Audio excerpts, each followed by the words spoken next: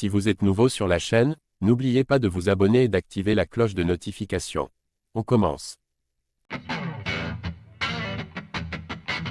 Battu en seulement 2 petites minutes par Jon Jones lors de l'UFC 285, Ciryl Gane a probablement connu la pire défaite de sa carrière du côté de Las Vegas. L'intéressé a d'ailleurs confirmé récemment qu'il en avait subi un terrible contre-coup, en particulier au moment où il est rentré dans l'Hexagone. Il comptait quitter le Nevada avec le titre de champion des poids lourds entre ses mains, il a essuyé une véritable humiliation à la place. Opposé au terrifiant Jon Jones, Ciryl Gane s'est fait soumettre en 2 petites minutes seulement à l'UFC 285, devenant la risée de la planète MMA dans la foulée. Traché par son adversaire mais aussi par d'autres pairs au sein de la fédération de Dana White, il en a vu de toutes les couleurs. Preuve que ce revers cinglant l'a marqué, Bon Gamin a d'ailleurs immédiatement repris l'entraînement après cette soirée ratée, ce qui n'est pourtant pas dans ses habitudes. Interrogé par le site La Sueur récemment, il s'est livré en toute honnêteté sur ce qui s'était passé après son combat contre Bones. Ce n'est que plusieurs heures plus tard que l'intéressé a réellement fini par craquer, au moment de rentrer au bercail.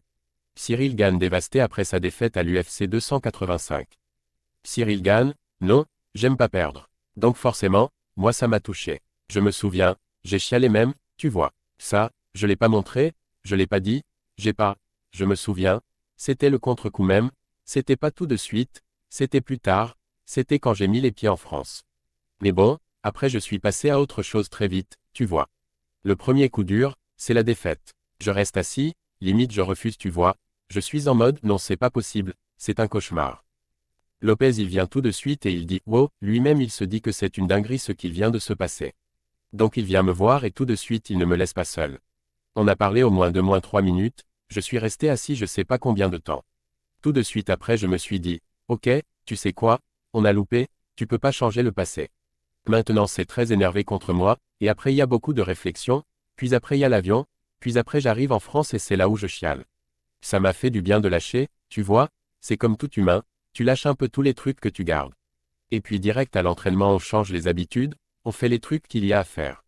Donc voilà, c'est comme ça que ça s'est passé. Mais oui, ça m'a touché. La défaite m'a touché, les gens pensent que je suis détaché, mais pas de ça.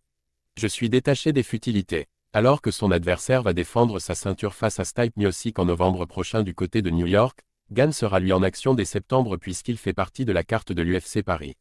Après y avoir gagné face à Tai Tuivasa l'an passé, le tricolore espère remettre ça contre Sergueï Spivak.